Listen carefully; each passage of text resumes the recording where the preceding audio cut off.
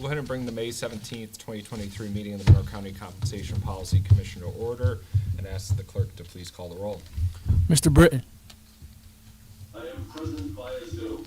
Mr. Britton is present. Mr. Daniele. Present. Mr. Daniele is present. Mr. Dollinger. Present. Mr. Dollinger is present. Ms. Lyman Torres. Present. Ms. Lyman Torres is present. Mr. Moffitt. Present. Mr. Moffitt is present. Mr. Moyle. Present. Mr. Moyle is present. Ms. Whitfield. Miss Whitfield is present. If everyone would mind, please standing for the pledge. Witness corner.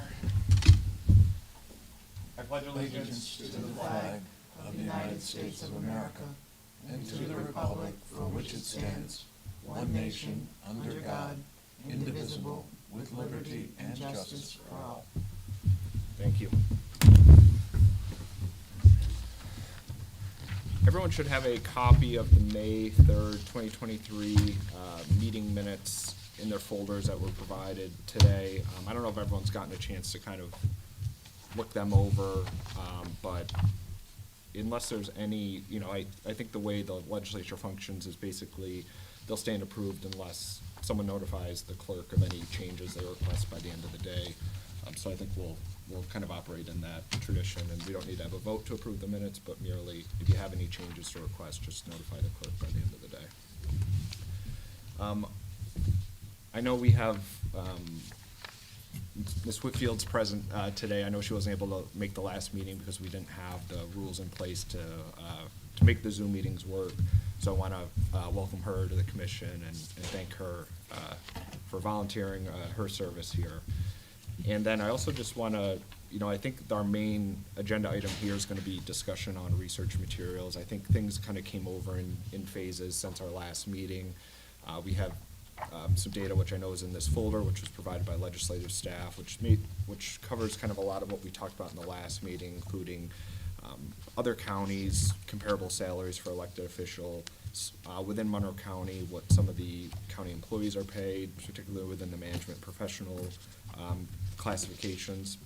And then we also sent over some data that was compiled by the Monroe County Department of Finance, particularly looking at the current county elected officials that this commission has jurisdiction over, when they last receive a pay raise, and then if you were to look at the average pay raise received across all collective bargaining units within the county, which I think there's 9, I believe, total. There weren't all 9 in effect for the years that were covered, but if you were to take those average pay raises, compound them annually since the last time every elected official received their last pay raise, what those pay raises would look like today.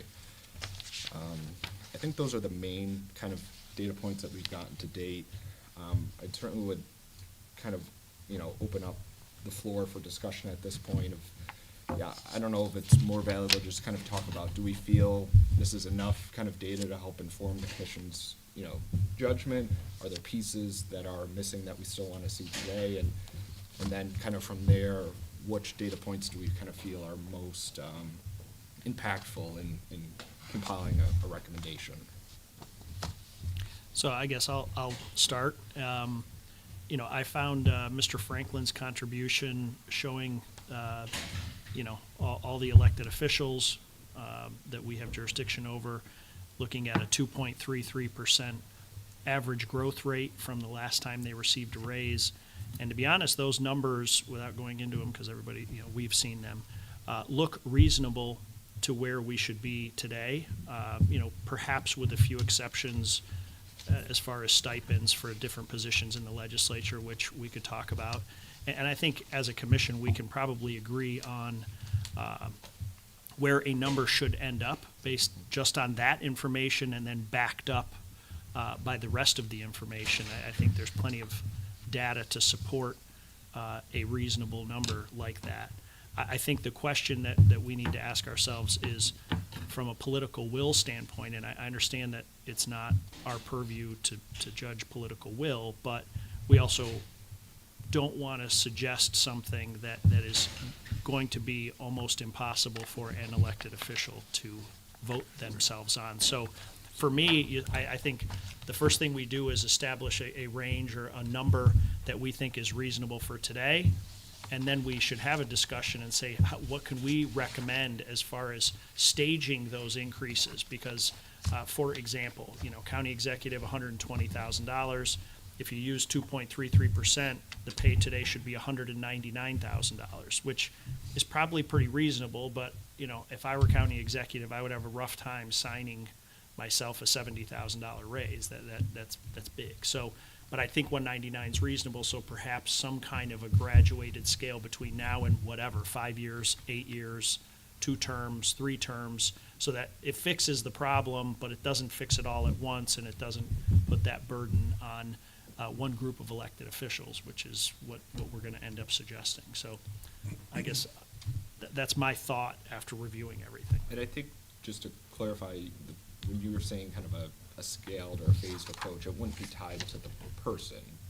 Correct, strictly to to the the office, position, just- but unfortunately, a person has to Right. vote on it. Right. Got it. In reading the Compensation Planning Commission report from 2000, it mentioned that the Rochester mayor's salary is either subject to the Consumer Price Index, or I don't know if that continued or if it was for a short period of time. So I wonder if, not to put ourselves out of business as in that way, but I've seen that before. If the Consumer Price Index is more than 5%, then it's 5%, but if it's less than 5%, then it's the Consumer Price Index in terms of increases. Right. To make sure, again, that maybe we just set something in motion, or suggest to set something in motion that doesn't make this a political problem for many years to come, and also make sure that people are being compensated for the work that they're doing. If I'm making myself clear, I don't know. No, I think so, because I mean, ultimately, I'm just gonna shut this door. Yeah.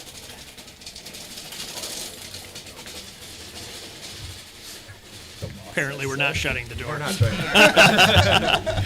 We are meeting behind open door. Yeah. Yes. The, Open meeting? We I'm sorry. apologize for the the literalness the of open noise. meeting. The, Can I close it if he can't? Only kidding, only kidding. yeah, and I think to Commissioner Moyle's point on, we wouldn't be looking at these huge deltas from where salaries are today versus, where, even county employee salaries have gone if there were kind of an annual adjustment. And I think, and I looked at, and I didn't do it in the detail that, Mr. Franklin did, but looked at, looking at the CPI rate and compounding that annually. And for the most part, they all fell, within 2 to 3% of kind of where county employee adjusted salaries would have fallen. And we could also suggest a cap so that if there are, some of the local union, the groups, the unions, if you will, or the coalitions, if they're only receiving a 1.5% annual raise because of their contract, well, then maybe elected officials are bound by not to exceed Right. something, so that, you don't again end up in a situation where the elected officials are getting a bigger raise this year than, the coalition of government employees. And we can kind of follow up in this on writing, unless, I know we have representative from the law department here. I know the commission can make that recommendation, but for the legislature to act on it, my assumption would be they would need to act through a local law versus a resolution, which I think is how the commission's report is Bless you. typically accepted. And if we want us to follow up on that at a later date, we certainly can, but. Yeah, I'd want to make sure we're getting the proper advice, so we'll look into that and follow up Okay. prior to our next meeting. Great. Any other kind of discussion on, either the data itself or the depth and breadth of the data that's been provided to commission members to date? Yeah, I think that the data that we have is adequate. Okay. I agree that we should be focusing on what it should be, and then a pathway that they can get there in a way that that can stay there, with less, gap in time of, 40 years or whatever, between these conversations, and so that we aren't putting people in a position where they have to vote for large increases. But I think we need to be bold enough to make that suggestion at this time, because I think that the salaries, for the positions in particular are woefully underfunded and, woefully behind market. And I think that that's, not going to continue to get our community quality leadership, and we need to address that. I would also want to make sure that we are looking at, not only the contractual salaries, of the employees, but also looking at those groups, peer groups in particular for some of those positions, like the clerk in particular. Just think that, other positions within the county leadership, that are of that same substantial scope, that what we do doesn't, fall below or above that, that we're cognizant of peer-related positions in the county. And I think a point Mr. Britton brought up at the last meeting, which kind of showed through in this data, is it's helpful to benchmark against what other counties are doing, but also be cognizant of the fact that a lot of other counties are likely in the same position we are, where they haven't adjusted, salaries in 10, 20, 30 years. We're all kind of reverting back to the mean, so to speak. And so again, trying to find benchmarks that are worthy, but are also maybe outside of political pressure, to make sure, again, that the right people who want to be involved can be involved and are being compensated properly.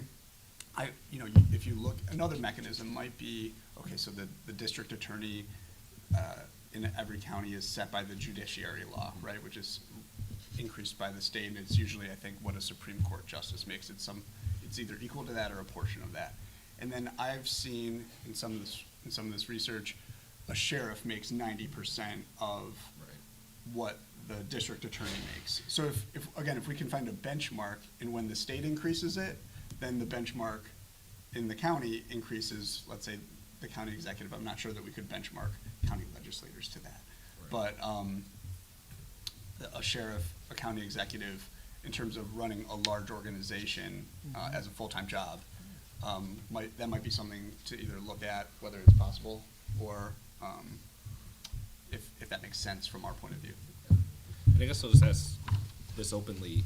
I know when the last Compensation Policy Commission was put together and they did the sheriff's pay, they looked at a step program that an elected sheriff would increase with years of service, and then upon entrance of a new elected sheriff, they would start, back at step one. And is that, from commission members' viewpoints, is that something anyone is interested in continuing for the sheriff and or any other elected positions? My opinion is no. No. No, So, I think but that- I don't want to. It's dangerous, it gets back to where we are. like, Sure. As the guy that did it. No. Yes, I abstained from voting the last time. For the record. For the record, but on that policy commission, but I think that I had some problems with it conceptually and also in practice. So it's almost like the voters would then kick out the old guy, put in the new person, and say, well, I'm gonna save some money here. It doesn't seem to make any sense to me, so. I want to be cognizant of our Zoom members too, and make sure they have an opportunity. If you feel free to chime in at any point wherever you see fit.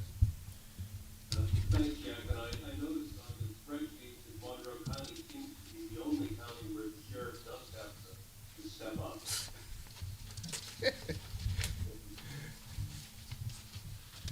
I just have an observation about these numbers. It seems to me that, and again, I'm going to speak semi-politically just for a second, but it seems to me that during both Republican and Democratic administrations in this county, there's been a recognition by the executive and the legislature that we are hiring highly competent people for the critical jobs, whether it's the finance director or the director of environmental services, and we end up paying them in a range that currently exceeds the chief executive's office. And I think what that does is it's a reflection of the fact that, again, the way I interpret it from a political perspective is that both Democrats and Republicans have seen the wisdom of paying someone sufficient salary so that we can attract the type of top quality we need for an organization with a budget in excess of $1 billion. And what that tells me is that even though the issue of legislative salaries is a more sensitive issue for them politically, there is a recognition that if you want good people to handle tough questions, whether it's internally in the executive departments or politically in the county legislative chamber, you got to pay them reasonable numbers. My view is that the current numbers are not reasonable and certainly need to be adjusted. The only exception I would have in the conversation that's gone forward thus far is I'm reluctant to automatically increase anybody's salary, whether it's by CPI or by level of negotiated agreements. I worry about the optics if someone says, sure, let's give the sheriff's department a 6% increase and we'll get 6% as well. I think that I'm wary of the optics of that.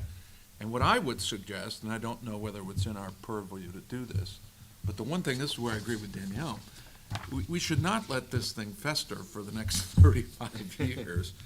We ought to, as part of our recommendation, rather than considering a COLA that would be triggered by other facts and allow anyone's salary to be adjusted purely by virtue of CPI or some other outside indicator, we ought to insist that the Compensation Commission be renewed every 2 years, 4 years, some other point. And the other thing I would just suggest is, I don't know that we need to make an entire adjustment in a single year. What I would at least consider is the possibility of a step adjustment, something for the next elected cycle and something for the following elected cycle, to try to bring those numbers up to a more reasonable compensation based on these numbers. But I'm just not a fan of using an outside measure to drive elected people's salary. And I think I may be the only person in the room who ever voted for an elected raise, for a salary adjustment. I was in the state Senate. I'll simply tell this story because it was all about politics then. We were going to raise the salaries from $57.5 to $79.5, and it became a very hot political issue between Democrats and Republicans, largely because upstaters were worried raising the salaries would not be digestible to our constituents. And the downstate guys who live in much higher cost things were all, we need your votes, we need your votes. And I bravely joined a coalition with Jim Alisi and Mike Nozzolio and voted no in an act of tremendous political courage. We were all dodging the consequences of raising salaries. The downstate guys had enough votes to make it happen. But I agree with Anthony that to the extent we can avoid any kind of, and I think Mark agrees, that any kind of political fight over this, let's try to come up with something that works with the notion we could do it in 2 steps, and rather, from my point of view, rather than have any kind of COLA which would bump it on some other factor, that we simply require the commission to meet in recommendation every 2 years, 4 years, come up with a number. I think, from my point of view, it's probably the toughest vote you sometimes have to take, but I think the public demands that if you're going to raise your salary, you stand before them and say, I raised it because we're doing more, we're working more, inflation is eroding our pay, we want to attract good people. All those good arguments that we've heard here, let them be made in the political context and see how the chips fall.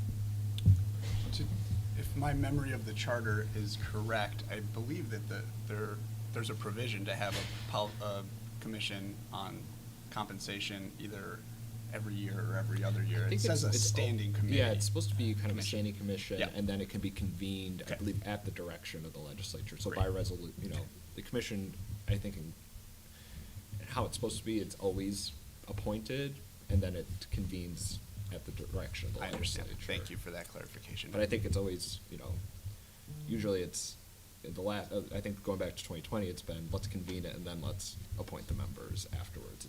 They've never been on standby, so to speak. Right. Well, if that's the So, case, Jeff, we would need an amendment to the charter require them to convene this commission, say, every 5 years? I'd say two. I believe, yeah, to compel the legislature to convene, I think it would likely require a amendment to the charter, similar to how they have a charter review committee that's similarly structured, and that is, I think by nature of the charter, is supposed to meet every 5 or 10 years, but it sets a specific parameter for its Yeah, I convening. like that idea, and I do think it's superior to the idea of having outside forces determine the matter, by a COLA, by a reference to certain other salaries or whatever. You know, we want to help the politicians as much as possible, but we don't want to take this matter totally out of the political process, because it is inherently political. And, the voters are entitled to judge, the politicians by how they vote on important matters like this.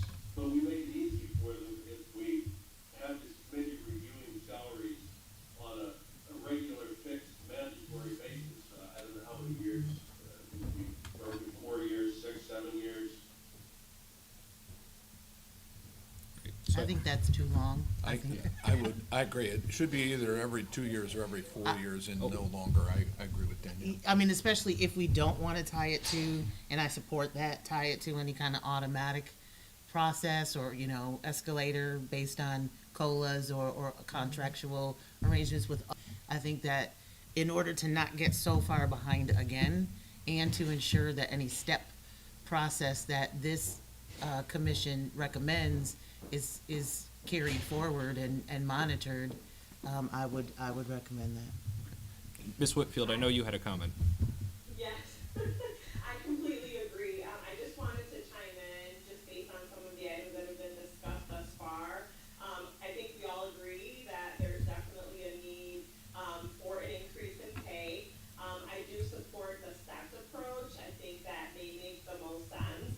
It would definitely give us an opportunity to get the most buy-in.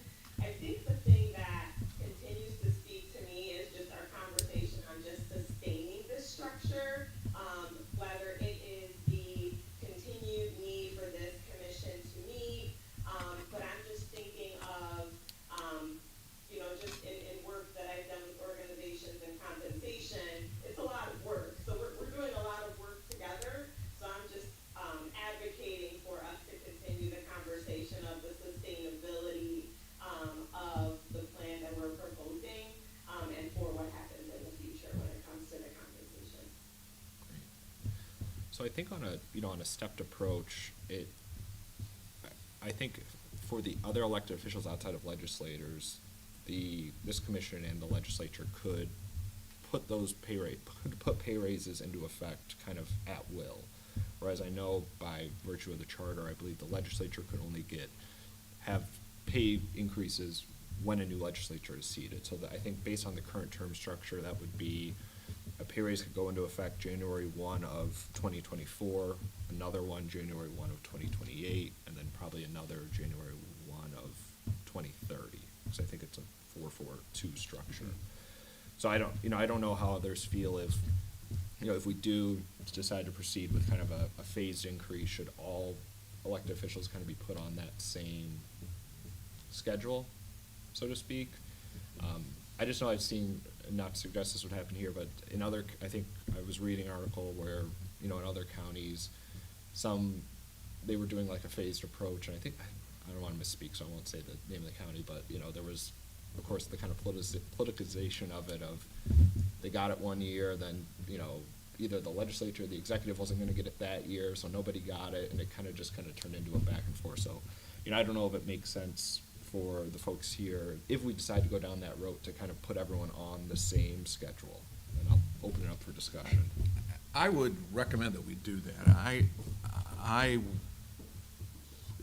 If we're gonna do it for one, we should do it for all. And my view is we tie them together in a single package so that we don't have fractured voting and people who don't like the current county executive, be he Mark Cassini or Adam Bell or whoever it is, that they can somehow extract that as a political piece for the future. I would rather put this in a complete package, have everybody vote on it as a package, And if we had a two-step, which I think, as Mr. Daniele said, I mean, we could, I think based on these numbers, based on inflation, based on other facts, based on the contracts, we could go to bigger numbers. I'm not convinced that we should go that far for all kinds of reasons. But I do think if we put a package together that maybe took Danielle's point of view and said, we'll give them so much this year, we'll give them so much 2 or 4 years from now, and then let the commission at some future time, I mean, if we end up in a period of very high inflation for the next 6 or 8 years, we come back and do something different. My only observation is, as I said before, the county as an organization has realized that we've got to pay people big salaries to get the right people. We're not paying the county executive or the county clerk, or from my point of view, the legislature, in recognition of that same value for public contributions. And that's why a two-step phased in would seem to me to make sense. What the number is another story, but that's my view. Yeah, and I would agree, just so we don't overshoot our responsibility, limit to 2 steps for this commission, and then let it be the next commission's Correct. task. I guess going back to the tying it to something, I totally agree with, Mr. Dollinger's point about not, the risks of tying it to anything and forcing a legislature to vote on it. However, looking historically, there have been many pay commissions. There have been many groups like ours that sat around and did, I'm sure, good work and made good suggestions, all for naught for many, many years. So, while it's in concept better, I agree. I think in reality, I would still support a suggested minimum cycle of increase. And even if it's 1%, which is well below historical inflation, I don't think anybody would argue that that's a big raise, but at least it prevents things from getting totally out of control over time. Because I agree with convening a commission more frequently and hopefully, logical heads prevail, but historically they have not. And so to think that it's going to all of a sudden start now, so I'm not adamant about it, but I think having some kind of just minimal tick, just so it doesn't get out of control. Let me just ask a question. Why didn't it go? I mean, there was a commission Political in will. 2020? Was there one in Yeah. 2020? It was in 2015. But that was, I think the Just scope of that for was sheriff. limited to the Right, sheriff. okay. Then going back to 2000, there were legislator pay increases recommended by that commission, and I don't know how that broke out on why they didn't act on it or not. I guess anyone's guess is as good I as wasn't mine. there, but I mean, I've sat in enough of those types of meetings to know that, there's a lot of people getting advice that, why would you vote yourself a raise? I mean, it's political suicide, it's just. I just find it astounding that Yeah. they haven't taken a serious look at it in 23 years. 23 years? Yeah, I mean, to your point, Kids that were born I mean, and graduated from college in that period. of time. you chose not to vote yourself a raise in the state legislature, not because, and again, I don't want to speak No, for you not know because, exactly why I did it. yeah, but not because perhaps you didn't believe it was a decent idea, but because your constituents and your area of office was not Are, a good idea. are you accusing me of ducking the? I would And- never and- do that, sir. And the Yes. answer is, you're absolutely right. Right, it's Let's a say there tough was- I vote. ducked. It was a Yeah. tough vote. You're right, which is why, to the extent that we can come up with a number here that works across all lines with a solid rationalization behind it, it would seem to me it's almost like a no-brainer.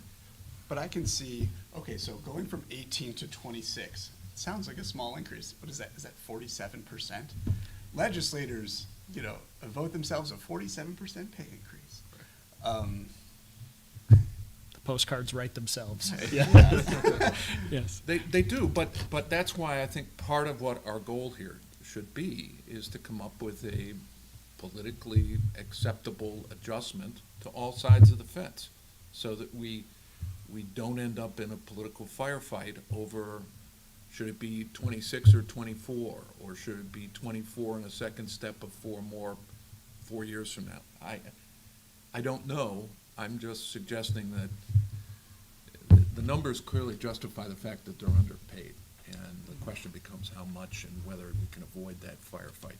That's what I'm trying to do. I support, It's a matter of who raised the headlines, isn't it? The headline reads, bipartisan commission recommends 40% raise. That's a lot different from legislature selfishly votes themselves a 30% raise. No matter how intelligent it is. Bipartisan commission, we are. I support that notion too. At the end of the day, as an individual contributor of this commission, I am going to put forward and vote for something that I would professionally stand behind as the right salaries for leaders that are leading this community, whether they want to accept it or not. I'm not going to put my name on something that is not reflective of what I think good leaders should be compensated, and that is an area of expertise that I have. And I'm not, discounting the political piece to it. I'm just, I think that it is about the headlines and how we position that, and then the cards will play the way that they do. Yep. But at the end of the day, I want to make sure that what we put forward that has our names on it makes sense. And, from the standpoint of the market and the research that we've collected and the roles and the value that we place on the roles that are there, that we're talking about, these are leadership roles. This isn't, and in some regard, just kind of separating out the legislative roles from the roles, the elected roles that are like running larger portions of the government machine. I think these are complicated roles, complicated positions with staff and budgets and really serving the community in such a vital set of infrastructure ways that I think it's this whole process being over politicized the way that it is to the detriment of our residents and our community. When we think about it, we've been fortunate to have leaders who will take the job at the salary, but I can tell you that there's a wealth of talent out there that would not take these jobs because of that, or could not take these jobs because of these salaries. And I think we are limiting our community's future by doing that. So I'll get off my soapbox now, but whatever comes on the political thing, I'm not going to attach my name to something that doesn't make sense. And I think maybe two items to kind of follow up on from the legislative staff and law department standpoint. One would be, it was brought up earlier about, I think, either the mayor or city council's salary having a CPI adjuster on it. I guess just confirmation either way on, is that the case, and if so, what that is? And then the other item would be, we're going to eventually put forward a recommendation to the legislature. What are their steps from there? Do they have to, is it binary of they either accept it or deny it on face value? Can they accept it but not, implement at the levels we say or at the steps we say? I want to understand kind of what their bounds are. Not that that's ultimately going to, where it may impact us is, if they are bound by only what we can put, we need to put something forward that is going to be realistic and actionable versus, Yeah, I mean, virtuous. having sat through one, Yeah. which was, more so dealing with the sheriff's pay at the time, but in theory, they evaluated everything. We received a recommendation as a county legislature, and took from it what we felt we wanted to deal with and discarded the rest. And then even that, we took and, used the data and the information and ultimately came up with our own piece of legislation. And now we used some of the work to support, some of those findings to support our actions and our votes. But, it's simply a recommendation. And after that, they can do with it what they want, or nothing. And then, I think it probably behoove us before the next meeting just to kind of start talking about not a number of what we're going to recommend, but kind of a number, to work off of, because we've got a lot of different data in front of us. But, I worry that if we don't start kind of we need to work Right. from a set of numbers and, Sure. Is this Well, the and- number? Is it higher? Is it lower? And Yeah, I and mean, kind I of was go gonna from there. ask the question. I mean, unfortunately, or whatever, we have 2 meetings left. Yeah. And the last meeting has to be our vote. agreement to submit something. So I almost feel like we need to have a draft I was for gonna the ask for next a draft. meeting. Yeah. Okay. So that we can then dice up the draft. So it's a question of, do we want to just go down that list and talk about numbers for a minute? Numbers and terms, like numbers and a Yeah, what draft are of the numbers and steps? terms. Yeah. I think we should, otherwise we're gonna fall behind. Sure. Yeah. We ought to know at least what the commission members think about. Yeah, and I mean, what a do we number have should be. somebody who can draft something? Who, I think amongst legislative staff, they can put together based on kind of our directives on what, And and I from- think kind of mirroring the 2020 report. Yeah. Is And what from I an- would kind of say is kind of the. from an open guideline. meeting standpoint, I mean, if something is drafted between now and next Wednesday, is it okay to distribute that draft prior to the meeting, or is that? That can be distributed. There should not be deliberation, though. Right. Understood. Regarding that draft with more than a quorum Okay. of the board members. So we could receive it and then we deliberate it in And our then we, next session. next session, we refine it and ultimately, I think that's where we are. And then kind of, I guess, working from a baseline, do we want to, the figures kind of provided by the finance department, which tie elected official pay to the average county employee salary increase dating back to their last increase. Do we want to kind of start that, for the purpose of our discussion only, kind of as a baseline figure?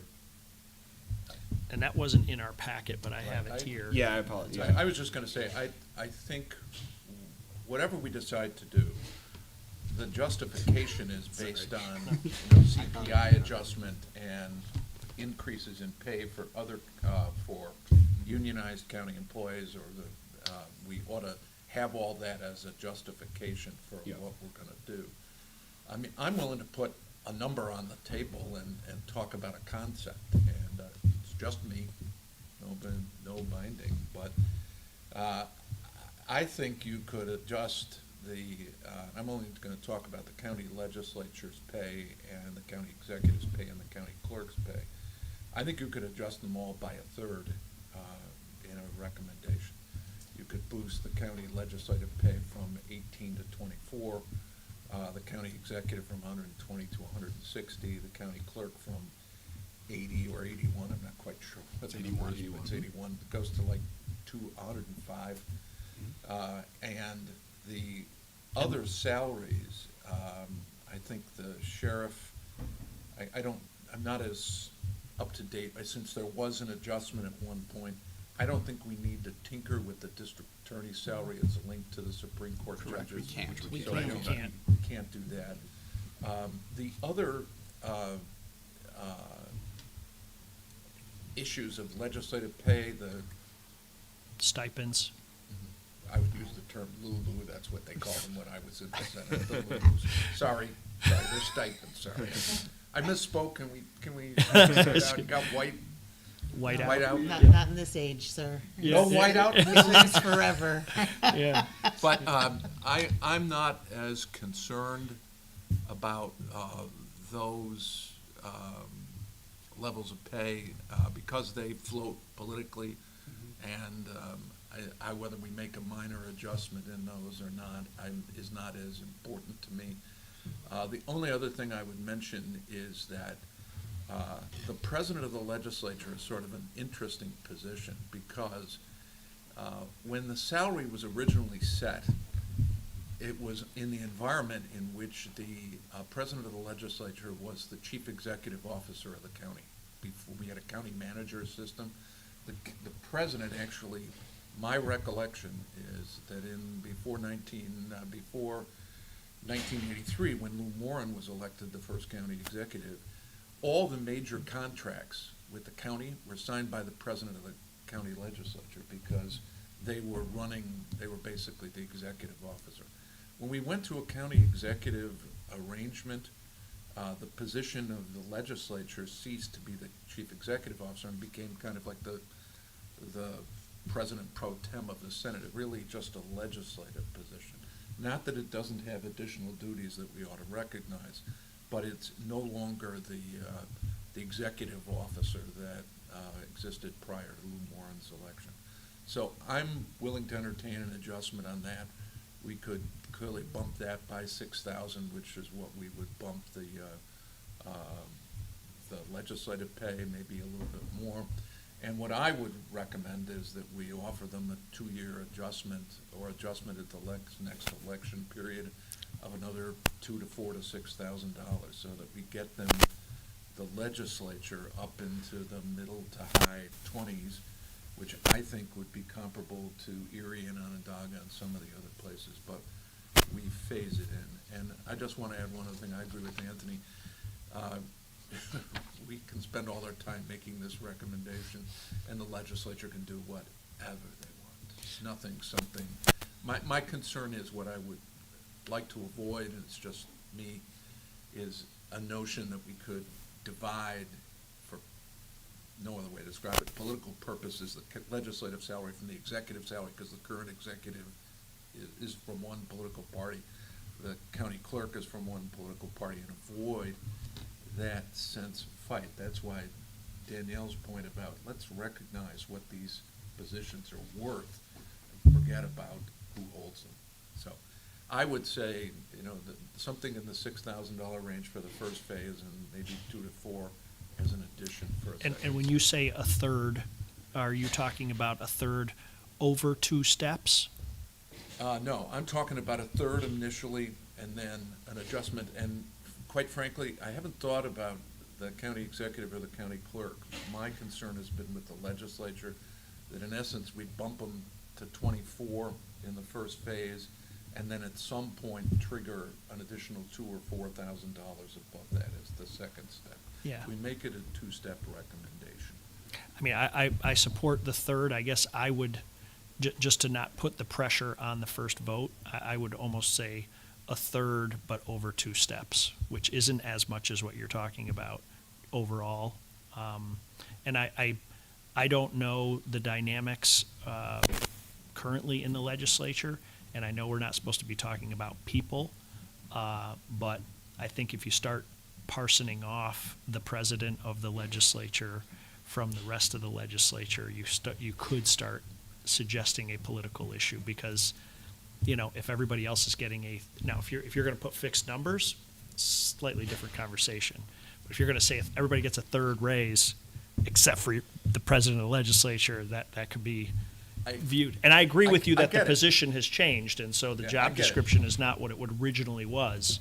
I Having completely held that understand. position, it isn't, board of supervisors and CEO. So, yeah.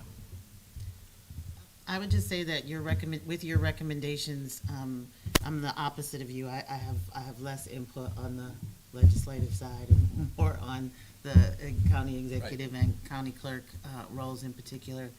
I would like our number that we start with to be kind of the end number, and then figure out how we would be making recommendations on how to get there. And if that's said, to me, 160 is far too low, and should be much closer to 190, and in that range as at the end mark for the county executive position. County clerk, I would be more in favor of those being in alignment with the current county senior staff level positions that lead large scopes of work, like we have in these listings, DHS and other large scopes of work. And there's a range there where people like that sit. And it would be comparable to have that position, in my opinion, sit in that range with those what I consider peer level positions. But for the executive, I would want to see that be higher at the end mark. In terms of our recommendations, again, they can throw this all away if that's what they choose, but what they'll get is well-informed and the right recommendation. And then whatever those steps are to get there that you think are more realistic for people to be able to handle. But we did receive that listing, and I think that we have some of those numbers to kind of work from in terms of, do we think we could get there over time with a recommendation? And if so, what's that time frame? And I mean, I would defer to the former legislators in the room, you know, if you're, you know, put yourself back in your legislator's shoes, you know, if it's 25% or it's a third or it's 40%, you know, it's still an increase. An increase is an increase no matter, you know, how much it is. So from a political ramification standpoint, you know, all you're kind of doing is changing the number, and then, you know, from their standpoint, it's a question of, is there a number that's more or less tolerable to their constituents? And, you know, that's kind of for anyone who has to vote on this to make their own decision, but I don't know that, you know, 25% in 1 year is better or worse than 33% in a year. Right, and you know, the argument's gonna always be, you know, at a third, at a 33% raise, it's less than 2% annual, you know, adjusted from the last time they got a raise. So I mean, it's certainly reasonable, you know, by any measure. Actually, even a third is like 1% a year, right? Yeah. 35 years? Yeah, You're so right. so it's you know, to Danielle's point, I mean, it's still low. It's just, you know, and I guess the philosophy of, I agree it's low, but I'm also trying to propose something that I think they, as a former elected official who sat in that body, you know, what would somebody actually have a stomach to do? And a county executive who has to sign it or veto it after the vote, and who has an election coming up, you know, and what is that person, what position am I putting that person in? And we reiterate, it's not about the person. I get it, but unfortunately it is. Somebody has to vote, somebody has to sign. Right. And so I'm trying to, sitting here, I'm trying to suggest something that I think will work, as opposed to what I actually believe is appropriate, which I'm with you, but I'm not sure that would actually work, you know? So that's the. Maybe our recommendation can come with courage. Right, and then they could take our recommendation and cut it back, Yeah, right? And they could. defend themselves with that as well. So there's certainly merit. And I'll be honest, the numbers that Ms. Lyman Torres put out are basically what were in my head for the executive position and for the county clerk. And Mr. Dollinger's point of view, I think on the legislature, makes a lot of sense to me, depending on, yes, what form it takes, whether it's a one-time or a two-step process. I think if what I have in front of me here is adjusted for inflation, some of these look rather high to me. If you're looking especially- at the number from Mr. Franklin, is that? Yes. Yeah, So Mr. that's gonna be Franklin's. the adjustments based on Right. the average salary increases for the collective bargaining units, which a lot of Sure. it is inflation tied, but it comes in, I think, slightly lower than inflation. Gotcha. Right, and it's saying overtime 2.33% Yeah, is so what that's the these compounded, numbers yeah. are, if they Yep. got a raise every year, Oh, yeah, it yeah. would be 2.33. Oh, and so, yeah, and just in terms of referencing, that's what I'm looking Yeah. at here. The part-time legislators looks a little high to me, but the others seem And to I be agree in with line. that. Yeah, Yeah. no, I'm just, as a Okay. point of Yeah, yeah. reference, Yeah. yes.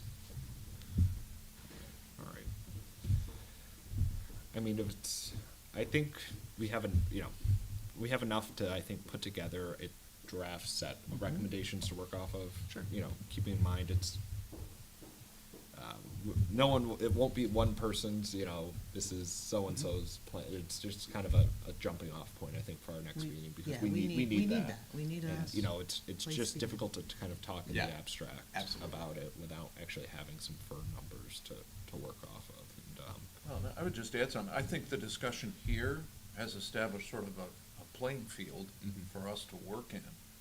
And I think there's a sense of what these jobs are worth. And then the other issue is,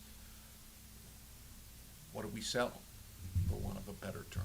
I mean, Yeah. what can we do that would make it, there's no other way for me to phrase this, easier to vote for it? And that's the question from my point of view. And I think it has to be realistic, and this is where I agree with Danielle. We could justify a real big number if we were a private employer or a public employer, and justifying that is a different kettle of fish. Yeah, and I think some of it just kind of what we talked about comes down to a little bit of kind of approach of, you know, what's kind of our ultimate goal? Is it to say this is what they should be paid, or this is what we think they will get paid. And I think, I think a little more guidance on what the legislature can do with the numbers we provide. Can they accept it? And I think they have pretty broad discretion, as we stated, to kind of, based on the will of the legislature, to implement whatever portions they want and at whatever levels they want. But I think a little more guidance around that will kind of help us to know, like, are we just trying to come up with something that we think, has the highest chance of being adopted as is, or are we trying to say this is what, the market demands for these positions, and if you choose to not do that, at least you have the information to know. Are there any other points in the actual draft besides the numbers, which is what we spent a lot of time talking about? Are there any other points that we should talk about? Any other topics? I think, The completed one from 2000 is, in its totality, quite short. And it just talks about their discussion, how many times they met, and then gives some recommendations with a lot of schedules at the end. okay. So, Yeah, I think it's really a number and a Yeah. justification. Yes. The rest is somewhat boilerplate, but just, helping the reader understand, we didn't just, put up a dartboard and throw a dart and come up with a number, that there's some, data and some what it's tied to and how those numbers were compiled. So I think we all kind of agreed on a two-step approach proposing. I know there was some back and forth on whether or not we should suggest any kind of a automatic increase, certainly good reasons for no, some decent reasons for something. Where do we stand on that? Do we want to introduce that into the document or leave that alone? What does the rest of the commission think? I think we have to address it in the document, whether they choose to accept that portion of it. I think we have to do something to think about the sustainability of this process and the recommendation, whatever gets adopted, so that there's not 40 years between. And I'm fine Increases. too on, whatever we put, essentially, I don't think it has to be one vote. I think there could be a vote on a set of salary recommendations, then there could be another vote on a set of kind of policy changes that, Sure. changes to the commission structure, to the meeting frequency, to a CPI adjuster. So that way no one feels like I have to vote for it all, or don't have to vote for it all, and it lets people, support the pieces they want to support, but also gets everything kind of on the table for discussion so that it doesn't. And I think we all agreed that we would recommend a modification to the charter Right. at whatever time they review it, Commission. to keep the commission and have it reviewed no less than every 4 years. Yes. Right. right. I agree with that. And you I know, appreciate your points, Mr. Chairman, about how we can, if we're a policy commission, how we can do some recommendations and then policy recommendations. Right. And that can be kind of separated, so I appreciate that. The only other comment I would make is that if we go to a two-step approach, something that we would implement January 1st, 2024, and something that a second boost that we would implement 2 or 4 years later, whatever we decide or whatever we recommend. The importance of the CPI adjustment, we really kick down the road because we've really solved what we see as the adjustment for the next 4 to 6 years. And then we leave the CPI question to a future commission sometime. Yeah, and I agree, and so, perfect point, so I don't think they would do both. Yeah. But the next commission is most likely, as we have, going to pull our report out. Correct. And so by putting it in there, you're kind of Well, saying, hey, here's another And option. I'm not opposed to suggesting as part of our recommendation that the next commission consider the notion of a CPI adjustment. We would not recommend doing it for the next 4 to 6 years because we think we've provided a way to do it, to adjust salaries during that period of time, but I would leave that issue on the table to them at a future time. So I think, any other kind of discussion on methodology, kind of next steps that we've gone over today we'll move on. Our next agenda items, other matters. Any other matters come before the commission? Anything that wasn't on our agenda? Anything that we haven't discussed? I guess just going back, if there is a possibility of receiving the draft, even if it's the night before Yep. our meeting, just, for me personally, if I don't read it before I get here, it's gonna not be a very productive. Yeah, and I think Use what some we'll time. focus on, using 2000 as a reference, focus less on getting 1 through 6 together, because again, that's more like the boilerplate Yeah. of who we are, how we came to be, and more on, pages kind of 7 through 12, and then also 14, which is the implementation.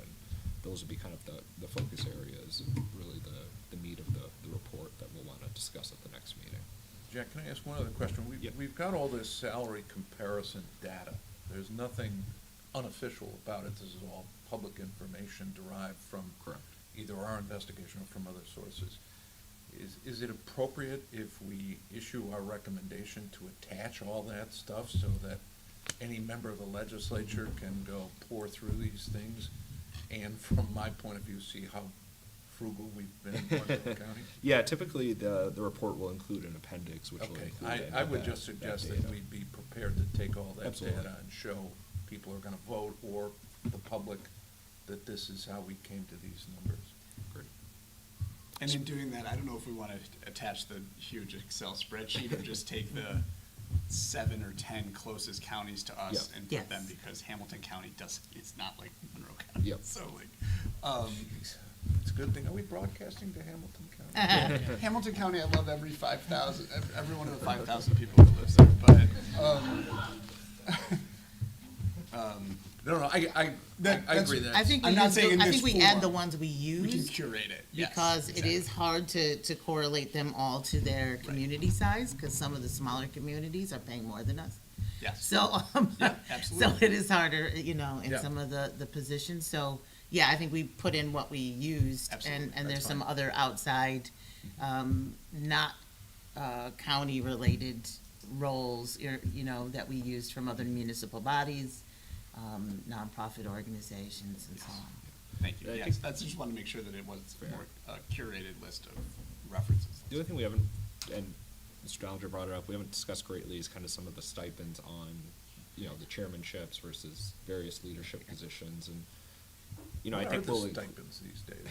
Did I miss it? I think the only. 3 or 1,500. 3 or Yeah, 1,500? the only one that seems kind of that might need like a more adjustment than just kind of aligned would be that I think chairs today make more in stipend than like the assistant. majority leader and the majority assistant majority leaders, leader, correct. which typically, just kind of the way the legislatures are structured, that's usually it's like a step up in seniority when you go from Yeah. chair to an Yeah. assistant leadership position. Yeah, and So I think Mr. I don't think it needs to Ballinger be a addressed pay. it in that, I don't think it needs to be adjusted at the same pace. Right. But it should be looked at, and maybe it's a little bit more, A but flat adjustment. a flat adjustment, yeah. I'm all for that, that we Okay. just, the pay to the people who are there day in, day out. The chairs have additional responsibilities, I get that. Yeah. But if they're 3 and 1,500, make them 4,500 and 2,500 or something like that. Give them a boost. Yep. But, and I think the other thing that everybody needs to realize as we sit here, assume that we increased everybody's pay in January 1st, 2024 at a third. We bumped everybody a third. We're talking about something less than $500,000 in additional costs in a county that has a budget of $1.1 billion.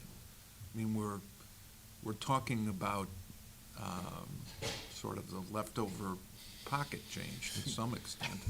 And it's not a big number. I know I'll let my- you say that, I wouldn't put it that way. I'm not running for anything I'm not ever either. again. I'm done. Dollinger's retired. That's right. But my point is, the actual cost of the adjustments that we're talking about, even if we use the high values that Danielle says we should be paying, we're still talking about less than $600,000 in a county that spends $1.1 billion. And that's not insignificant, but it's not a huge adjustment either in the overall compensation, the overall, considering, and somebody can tell me this, but probably 85% of our cost is in employee cost, Yeah. right? And that's it, we're not, You know, the other topic that we haven't even touched on, and you're reminding me of it, is other benefits, which have changed over time. You know, we talked in our last meeting about how the legislators used to get full medical and some medical for life. That got cut back significantly. President of the legislature used to get a car from the county. Gotcha, I remember That's that. no longer a perk. So, you know, when you talk about total cost to the taxpayer, at least I know legislators it has gone down significantly. The cost of healthcare is big, and removing that or minimizing that it is a reduction in pay, essentially. I don't know the benefits packages of the county clerk or the county executive, so I can't speak to whether it's the same or it's gone down. But, you know, generally, legislatures over the past 25 years have not boosted benefits. They've come down. And so I think we can, I don't know if we need to address it yeah. in great detail, but I think, I think a section in the report just talking about kind of total compensation and cost to taxpayers and how that's changed since. and how salaries as a were last percentage of adjusted. their pay, it's gone down significantly over well, time. the other thing is, new members are no longer in the tier program in the state pension system. They're in the new system, which affects the county's contribution on their behalf, assuming, And I think you're seeing a lot of new members not even enrolling just because of. because it's a not- 401k yeah. plan, Yeah. right? But the point is, I think Mr. Daniele's point is correct, which is, not only have we frozen their pay, but we've taken away a whole bunch of their benefits, or by we, I mean the county as an organization. And that's why I think, whether it's two-step or one-step, or a bigger step and a smaller step, the two-step approach, to say to them, these are public servants we value, and we ought to pay them.